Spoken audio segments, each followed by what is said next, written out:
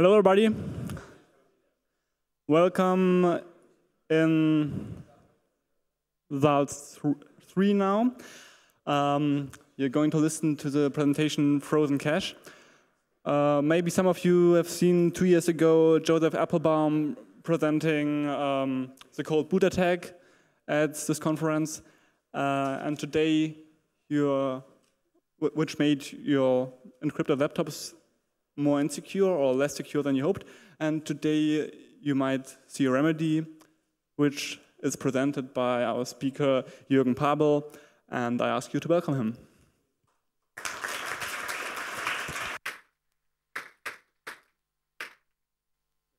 Well, thank you for being here. I know I have a tough competition with hacker Jeopardy. I think I'll be fairly quick, so if you want to go over and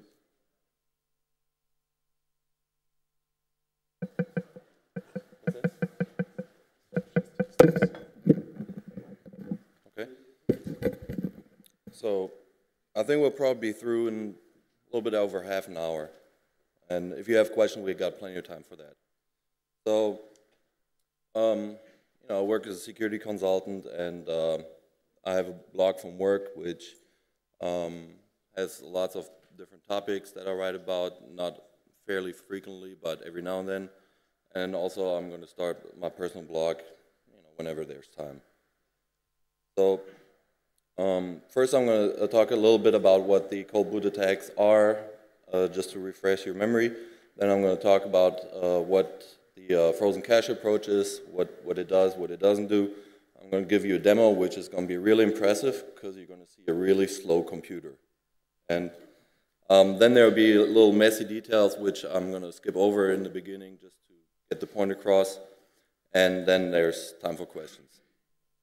So the cold boot attacks, they discovered that when you turn off a computer, that your memory doesn't go blank immediately, but rather the data is kept for seconds or even minutes if you cool it down.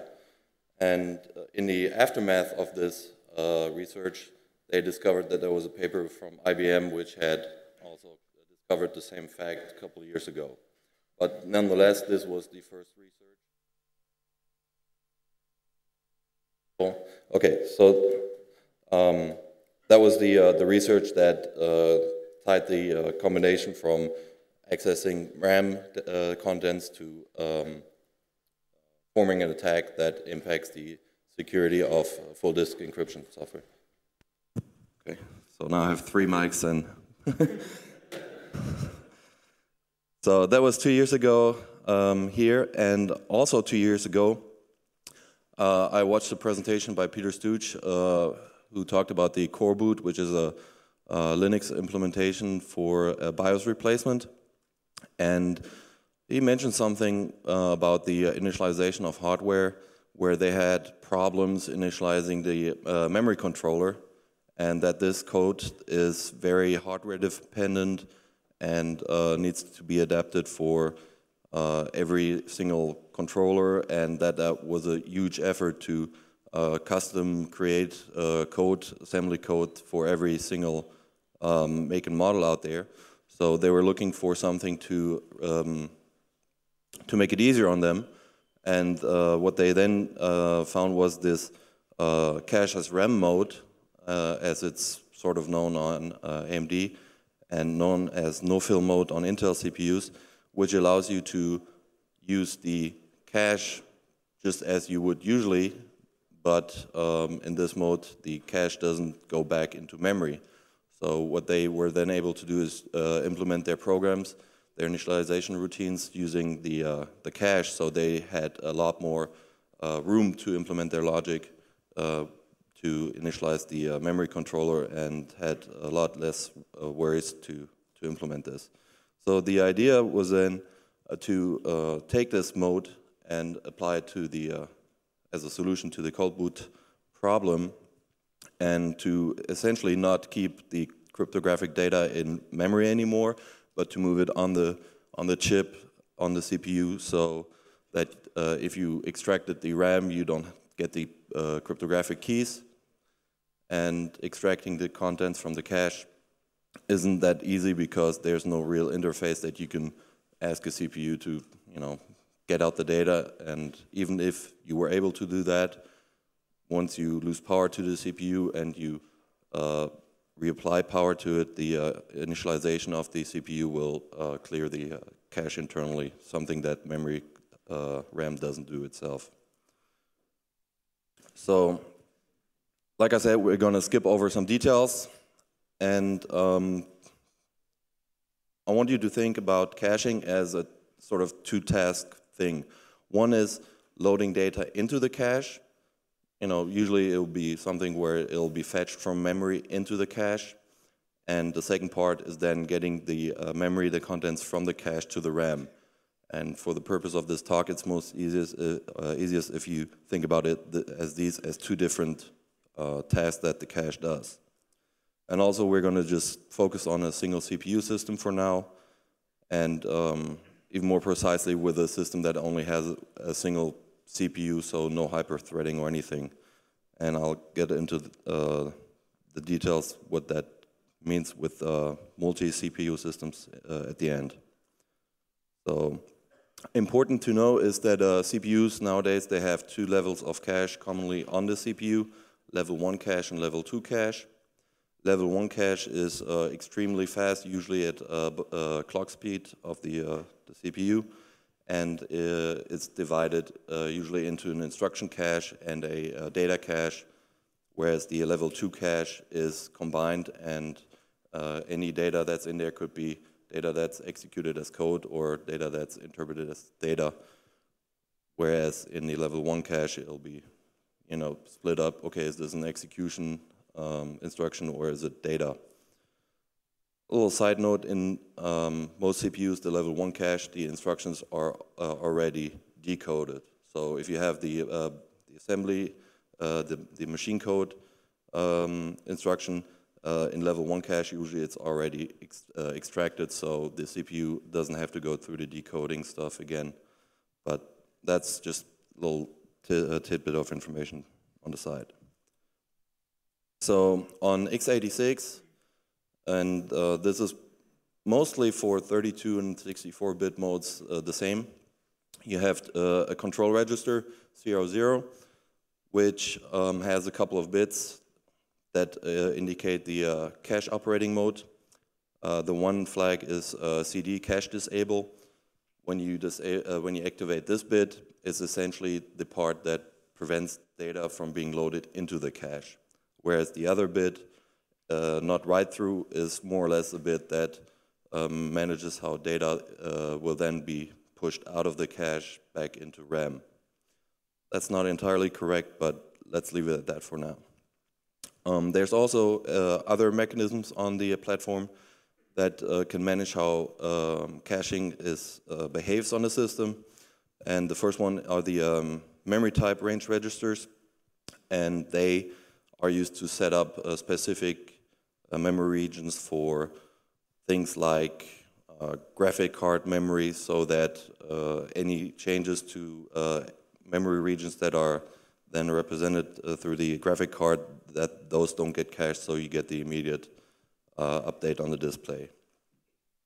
And then there's the page attribute table, which allows for individual pages to be marked as cacheable or non-cacheable. An interesting differentiation is that MTR acts on physical address ranges. So this is really the address that essentially gets sent down to the memory controller to indicate the specific cell that holds that data. Whereas the PAT operates on the linear address ranges, which is practical for operating systems to indicate certain ranges that the operating system deems cache-worthy. And then there's different types of memory with respect to cacheability, and these range from entirely uncacheable, meaning any changes to it will immediately get propagated down to memory, to something like fully cacheable in terms of it can be held as long as possible in the cache, and whenever there's a need to push it out into RAM, it'll be done. So when you want to activate the NoPhil mode, all you have to do essentially is flip 2 bits, the cache disable and the not write through bit, and we have the assembly instructions up here. From what I said in the beginning, activating the cache disable bit prevents the data from being pulled into the cache, whereas the not write through bit prevents it from being pushed out to the memory again.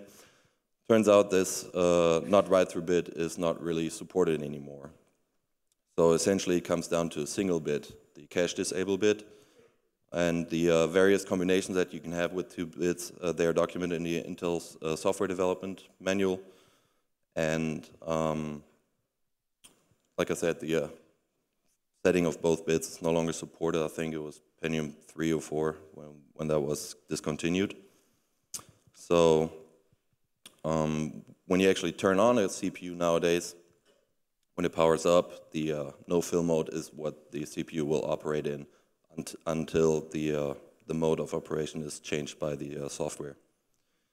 And there are lots of different minor aspects that vary across CPU models.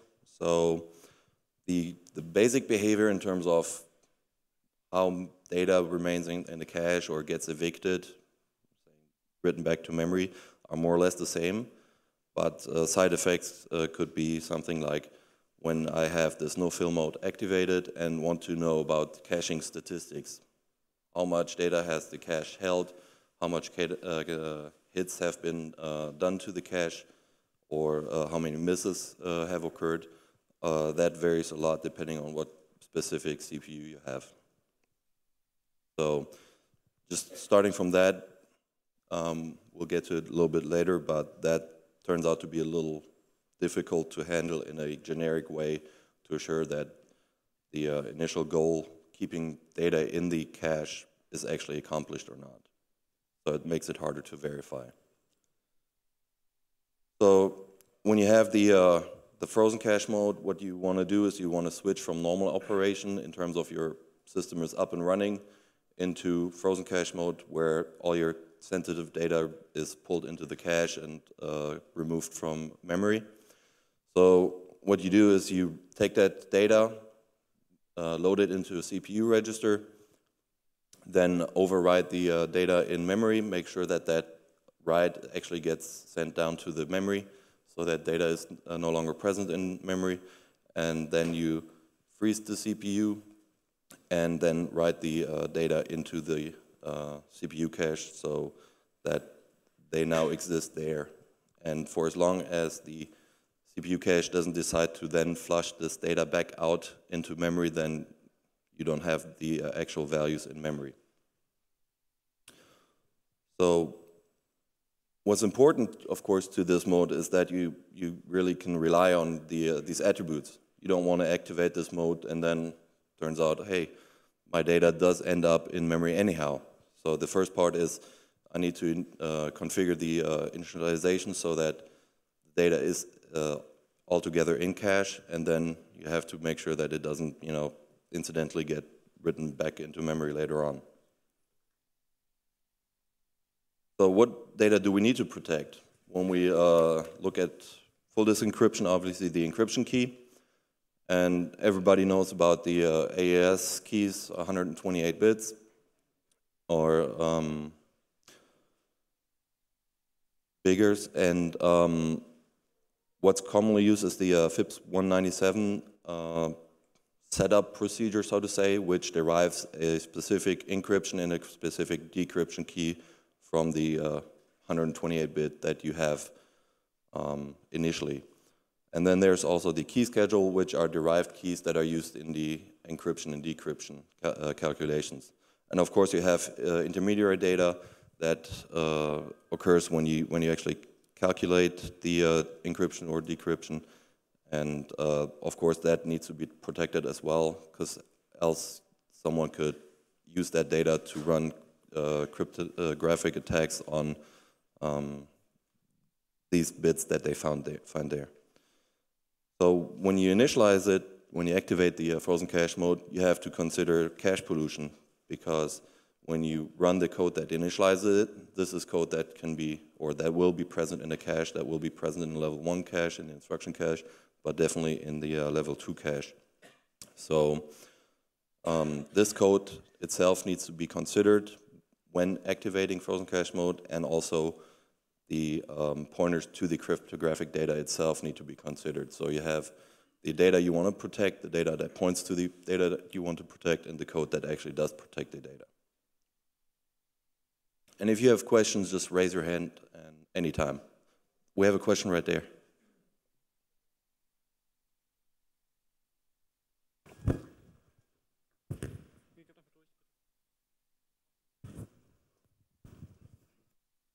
I'm not sure about the PC architecture, but I know from embedded PowerPC processors that there are special commands for the memory management unit and for the cache controller, that you can say, I, for example, reduce the cache size and I grab a slice of the cache of maybe 128 kilobytes or something, depending on the architecture, that I reserve to be a special RAM memory. And this is also, it is possible to address this memory like normal memory. And so you don't have to do this fancy stuff. So if you, for example, have some function pointers just to put some values inside, and then you have to fight against interrupts that could destroy your cache because some evil stuff goes through the cache because there was a DMA stuff, and you have a poisoned cache, and then you have some text that the cache is invalidated, and some routines is destroying your keys and stuff like that.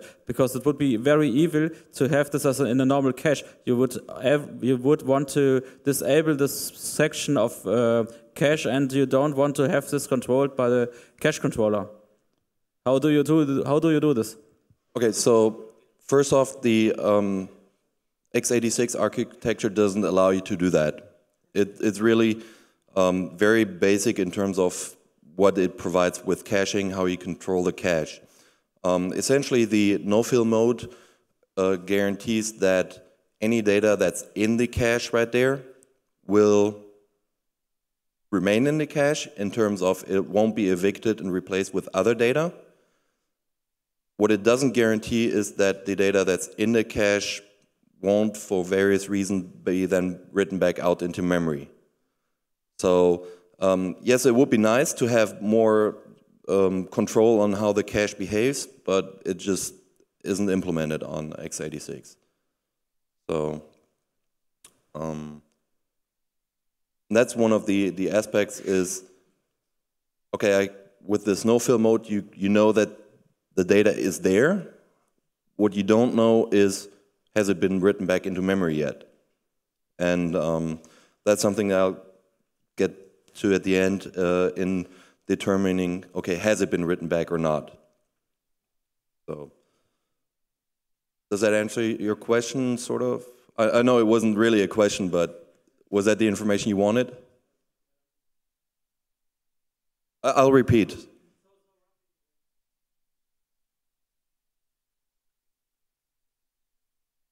So roughly, but it proves that the x86 is an evil architecture that is full of flaws, and it's not worth to do serious stuff with it.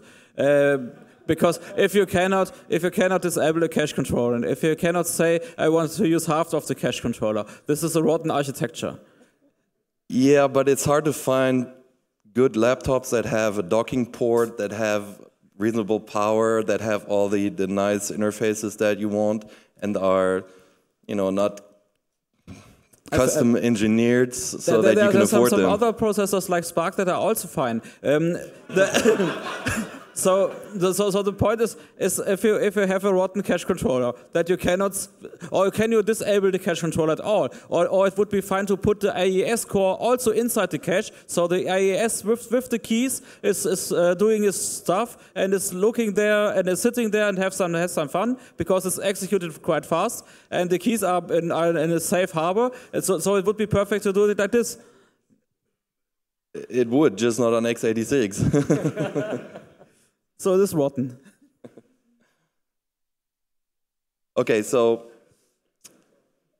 one of the aspects, like I said, is you have to protect various data, and you have to consider the initialization function and make sure that everything will actually fit in your cache.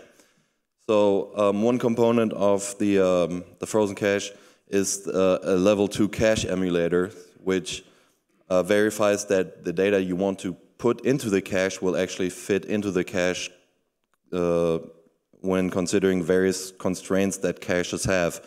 Just because you have a cache that's 2 megabyte doesn't mean that you could really effectively put 2 megabyte of data in it because of associativity and other issues that might reduce the effective size that you can put into it. So therefore there's an emulator that verifies that you want to add some data to it, and it checks, okay, will this work or will this not work? And of course the level 2 cache emulator itself is also part of the data that needs to be put into the cache itself.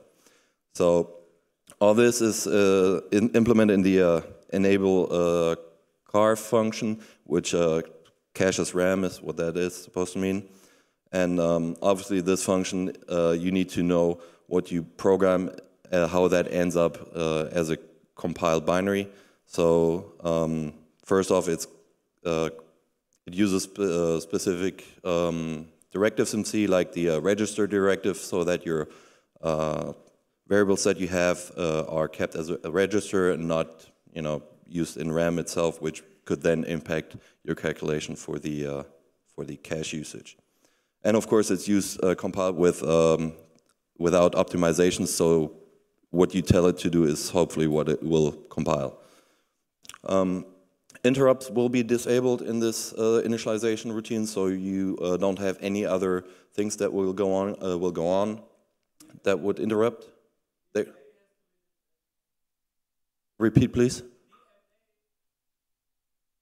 Later, messy stuff. So everything is inline, so there are no calls, so that okay, I have a chunk of code that will execute, and this is all in one block that I could then consider for the calculation of the cache layout. And there's no stack or heap access, because that would also impact the data in the cache. And of course, the only exception for that is the target set, that what you want to be in the cache. And then there's a performance check that measures how long it takes to access the data, and if you measure a difference before the setup and after the setup, then you have a fairly good assurance that your data is now in cache, because when you have to pull it from RAM, it'll take a lot longer. So the problem, like I said, is it's slow. It's really slow, and I'll show you how slow it is. So what you need, one of the things that still needs a lot of work is using the so far unused space in the cache to add performance relevant code into the cache, so that it helps improve the performance. And an example for that could be the interrupt service routines, so that you don't have slow timer interrupts, for example. Obviously, it's a good thing only to activate this when it's really necessary, and necessary from a security standpoint. If you have your laptop and your screen isn't locked, then who cares about the cold boot attacks? I have access to your data anyhow. And standby could be another part where it could be interesting, but I haven't looked into that too much, so I don't know if really standby is something where this could work or not. Questions? Okay. So I'm demoing this on my presentation laptop. I'm fairly sure it works, but we'll see. Can you still hear me? So activation, I'll do it one-handed. So activation of FrozenCache mode is controlled using a proc file entry. And the proc file entry is proc FrozenCache. And the primary purpose for using the proc file system instead of the system, because it was easier to implement. So I'm going to do first is I'm going to deactivate it, and I mean it's deactivated right now, but I deactivate it because I can then, after I activate it, disable it again using just 2 times the up key and the enter key. So, there. Okay, slow. What's really interesting, okay, so I hit the up button, that was fairly quick. Hit it again.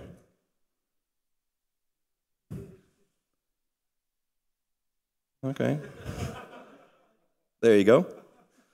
What's interesting is that the graphical subsystem or the graphics accelerations aren't impacted that much because the graphic card does that. So if I were to minimize the window and then switch back to it, all the nice GUI stuff works perfectly, but anything the CPU does, like switching a task, etc., it takes forever, so I'm not going to do that. But you know, the little whatever disappearing effects, they work nice. So I've already hit enter on the deactivation again. And this is without much optimization. So right now it's only the target set of cells that's in the cache. So the goal would be here to get the target set, to extend it to include the screen lock, for example, so that you can type in your password and not have to wait forever for it to process your inputs. So I've got some FrozenCache.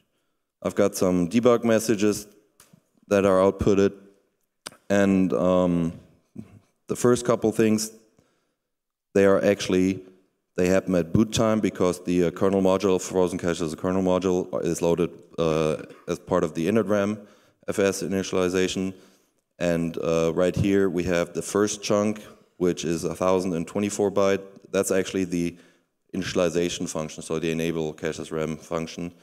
The next part, 256 byte, is the array of pointers to the target data, plus an array that holds the length of data to be protected. And then the next 4 lines, there are actually 32 bytes each. Those are actual cryptographic keys that are used. There are 4 because there's a copy in dmcrypt that needs to be protected. Then there's a copy inside the cryptographic implementation, in this case AES, and I think I have 4 because I have another partition that's mounted, but I'm not really sure right now. No, wait. Those are actually just 2 because there's add to cache as RAM, which is 32 byte, and then the add to dcache, which is the emulator. So this is actually just the key ones in dmcrypt and ones in the AES cryptographic part that are shown. So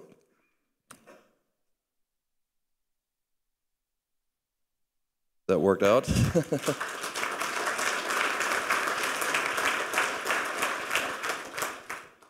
And a lot of the messages you saw there, they're not really all that useful right now because it's work in progress, and really work in progress. It does work, but it's, you know, not completed.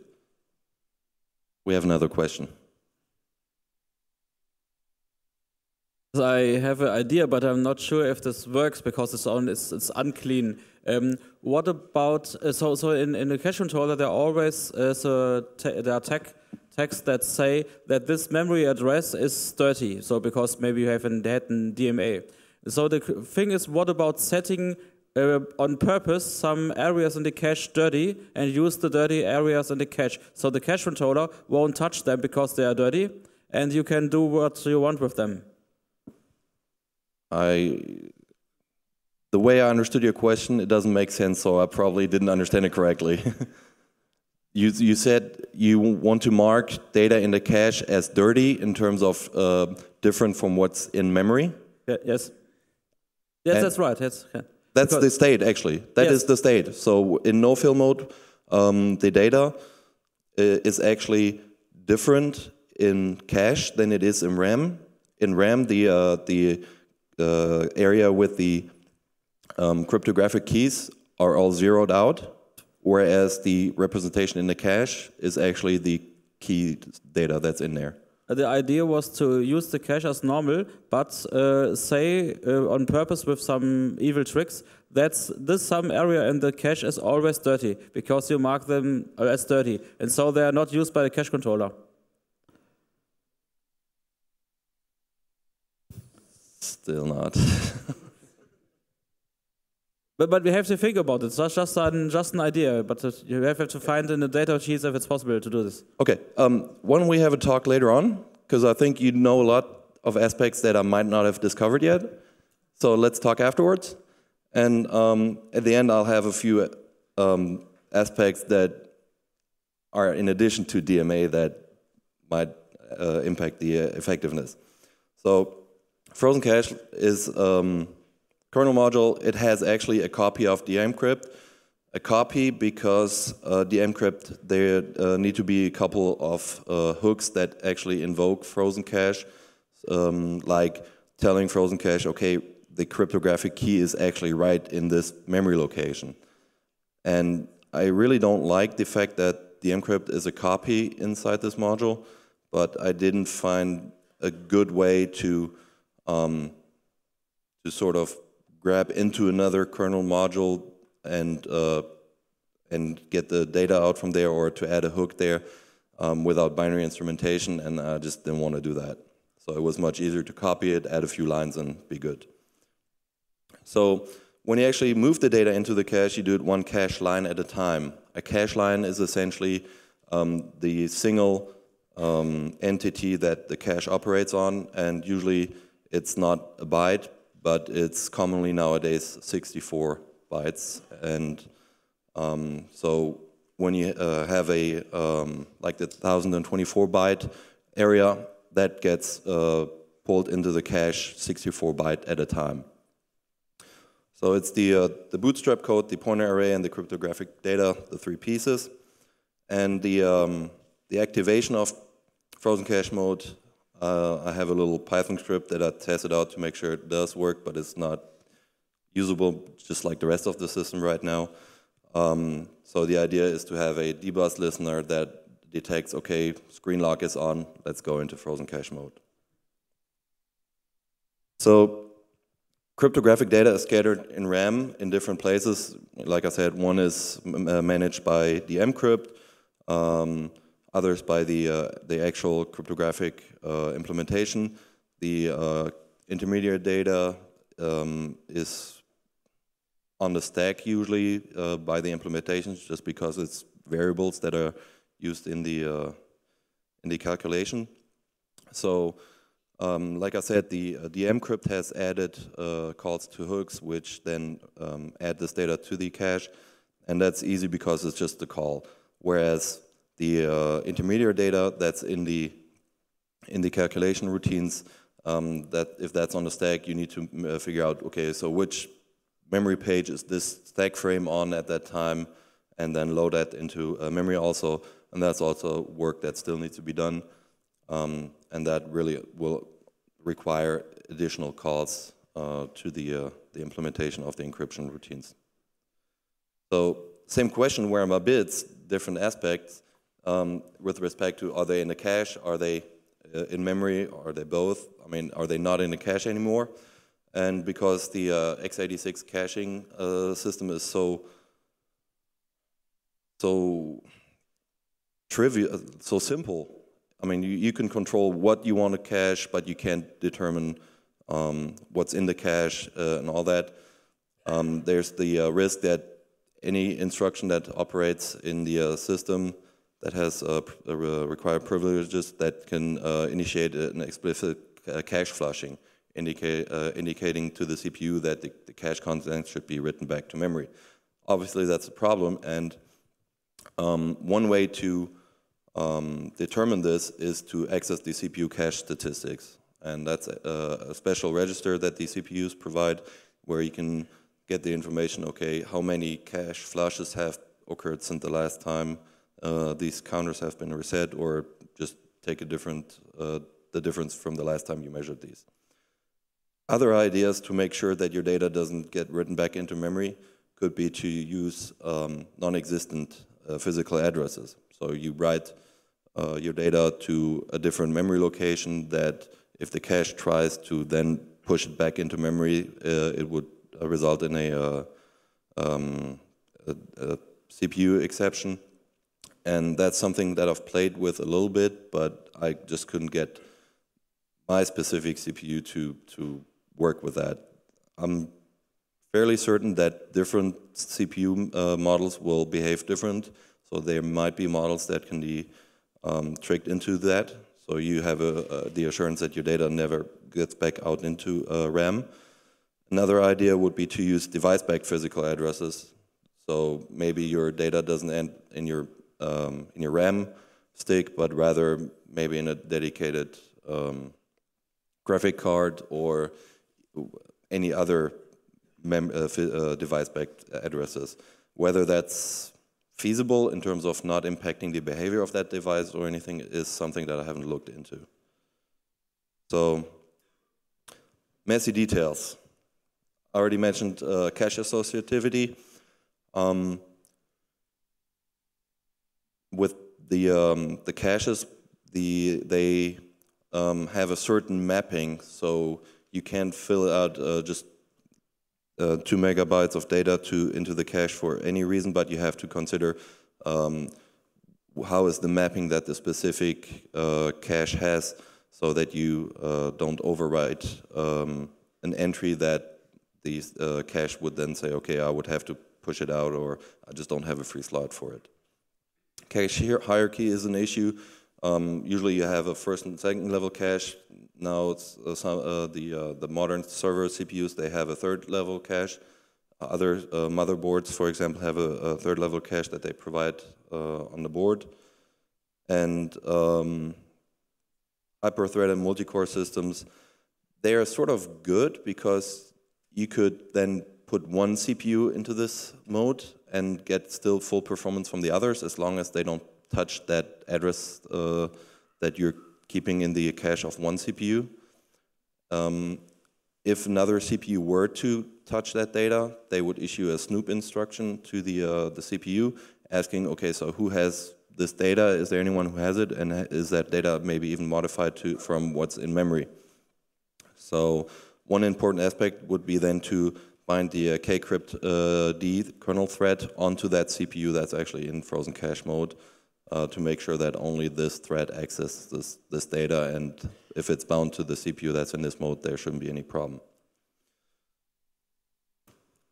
Back to your notes from the beginning, system management is something that I haven't really thought about in terms of what that might do to CPU caches. I mean, it's not anything that you would expect for your regular laptop to impact you when you're working, but it's something that needs to be looked at and determined how can this be handled, or is that something that, you know, if system management mode is detected, then maybe a pop-up box or just any kind of warning indicating that the correctness isn't there anymore. And also CPUs that provide CPU virtualization, like the VT, they also have impacts on the cache. So that's also an area for more research. And something really nasty is speculative prefetching. That's a CPU internal mechanism. Was there a question? Okay. And that's something that you really don't have any control over. So other than looking at the statistics, there's no way to determine whether prefetching actually has impacted the operations. So there's a lot more work to do, and I'm going to get to it, but it'll take a while. So this has been the talk on the current state, which is sort of the proof of concept, but not the complete solution. So I think I'll release the source code once it's sort of completed, not in terms of a perfect solution, but once it's so that others will be able to extend on it, understand it, look at it. My goal would be for this to be within the next 3 months. So now, questions.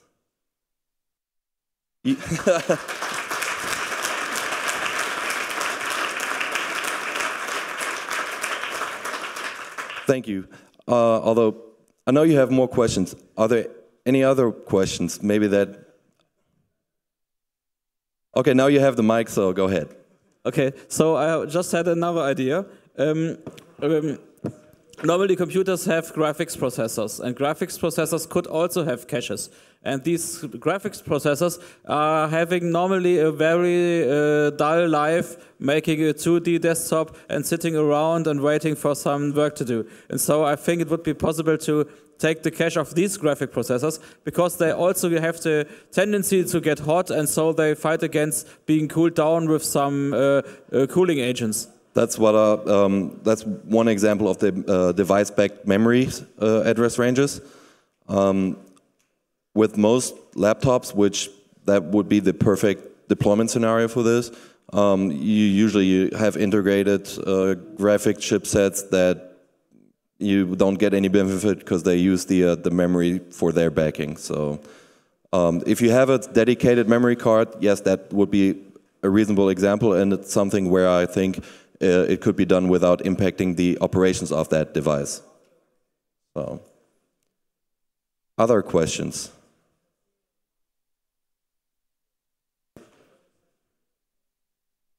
Does it work? Yes. Okay, there are 2 questions from the peace missions. The first is, do you have any idea for how to verify that the keys are no longer present in RAM? So the answer to that would be the cache statistics that are provided by the CPU itself.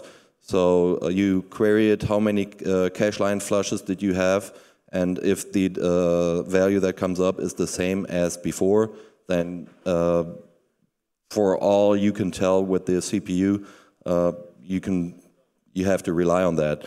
The real answer to that would be, okay, activate the mode, extract it, do a cold boot analysis, and then see if you can find the pieces of data that you are looking for. But how many times do you have to do this to really be sure that you have had maybe that one situation where data can be pushed back out into RAM, even though it isn't documented? So it's something that would have to be an automated test, and I don't think that's really that feasible. So, based on the documentation, you could be sure, but yes, there's a gray area. The second question?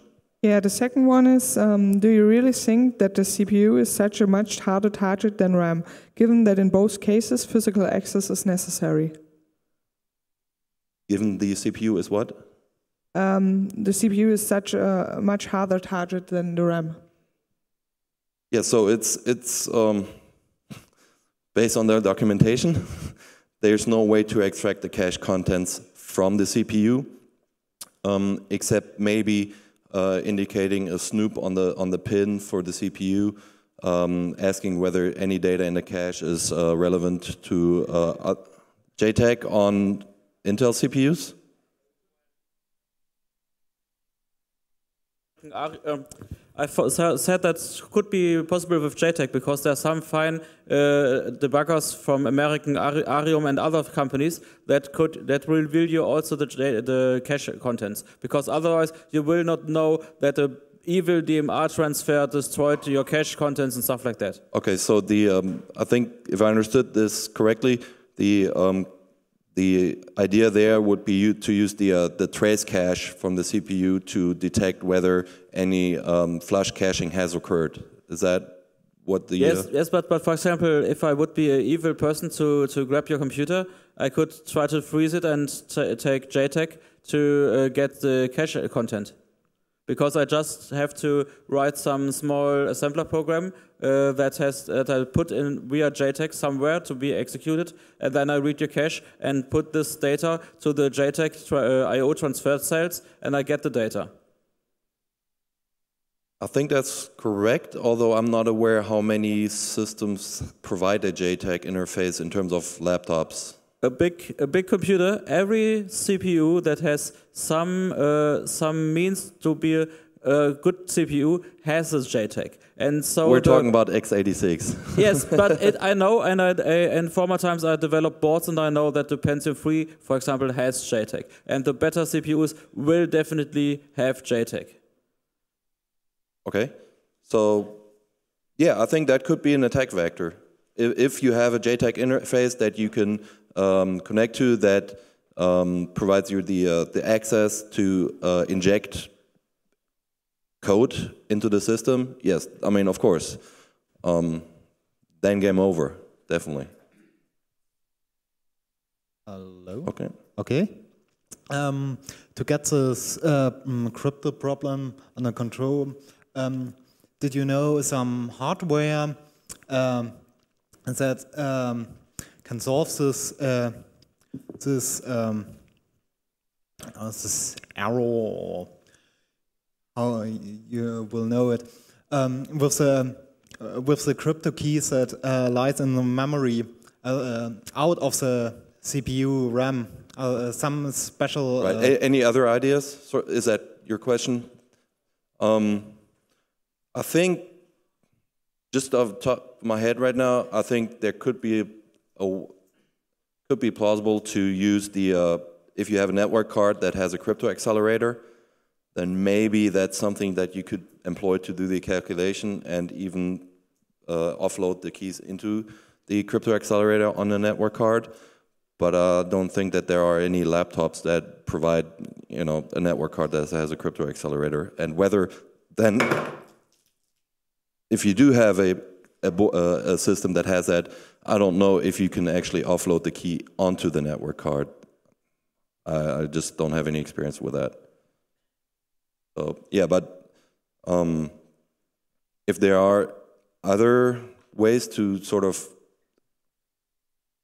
complete the cryptographic computation by any other device that provides a much more complex sort of access logic to the memory, to its own memory, like a network card. You pull it out, you initialize it. I would assume that any data in there is erased, although, you know, maybe that's not the case. But the essential problem there is that memory itself, you take it out, you put it in somewhere, it doesn't have any self-initialization, so to say. And if you have a memory-capable device that has self-initialization capabilities and prevents you from accessing the memory directly, no? I'll repeat. If you talk loud enough, then I'll repeat it.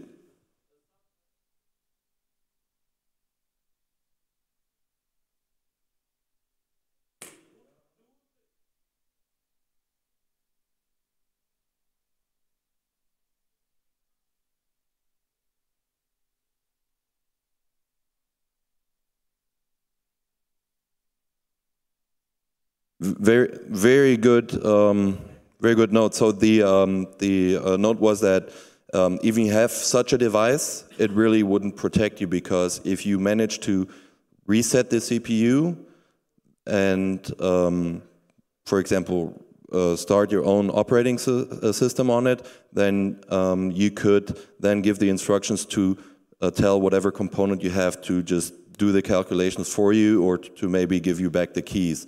So yes, it would have to be a combination of not being able to extract the keys from the device back. So yeah, probably the network card with the acceleration probably would not be that. It would probably be better, but if that's really the perfect solution, is, I don't know. Yeah, but that's really good idea. Yeah. Okay, then another question from the peace missions here. So what's the point of keeping just the key data out of RAM when RAM is likely to contain a decrypted working copy of a part or parts of the data anyway?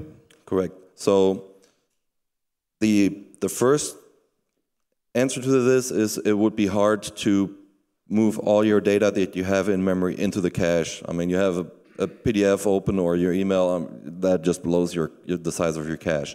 Of course, you could just purge all that data, maybe into encrypted swap, and then reduce that attack surface.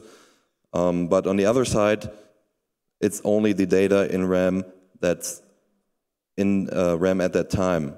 If you have one email open, yes, they could read that one email, they could read 10 emails, but they won't be able to access your archived folders from the last 10 years unless they are present in RAM. As long as they don't have access to the keys, so they wouldn't be able to decrypt the data on the disk. I think there's another question over there. Right, so this is related. Suppose I would want to provide an operating system service that lets applications specify that some data contains cryptographic keys and should be stored in the cache in some specified situation. Can this be done, in other words, when you don't have control over the addresses and layout of the data? And if so, how much memory can I reasonably store in the cache as a proportion of the cache size, perhaps? So the question is, given the associativity of the cache, how much data can you actually put into the cache, like in real-world situations? I'd have to guess. My guess would be maybe 5%, 10%. So 100 to 200 kilobytes with a 2 megabyte level 2 cache. That could be way off. I don't know. It could be 1%, it could be 50. It's my semi-educated guess. But you have an inherent problem, and you cannot solve it because you have to store the keys in something that behaves like a RAM, and you have to be able to read the keys. And if the CPU is able to read the keys, then any other setup where you put the CPU or the system to can also read the keys. So the only thing that you can do is having some special hardware device that detects that some evil man is coming and then tries to wipe the data. Or you have a one-time pad that is hidden and you XOR your RAM with this one-time pad that you have hidden somewhere and you wipe this one-time pad or change this one-time pad, for example. Having a linear shift register that moves this one-time pad somehow so that it has another value. But you have to make a special custom hardware to do this. That would be my view also, yes. Although I wouldn't have thought of that 10 minutes ago. If there aren't any urgent questions from the audience, I would take one more question from the internet and afterwards close because we have to. I'll be here, so anyone who has questions, come talk to me, and I'd like to talk to you. So that'll be interesting. Any urgent questions in the audience? Okay, thanks. So much, yeah, I know, but so much for me being through in 30 minutes. Okay, the last question is now from Peace Missions. The question was, has he looked anything into Intel Core i5 with IIS acceleration? So, have you looked? I've read about it. I've not read that much about it to determine whether the new cryptographic acceleration components that are in the CPU allow you to actually move the key into the CPU, or whether the acceleration component will only act on data that's in RAM or in the cache. I don't know. My guess would be that it doesn't provide that capability, and it rather just act on memory, because that sort of fits along the paradigm that the x86 platform does with the SSE and all the other multimedia extensions. They provide more complex operations, but no additional capabilities besides computational computations. So my guess would be no, but that's no more than a guess. So thank you, and go over there or have fun tonight.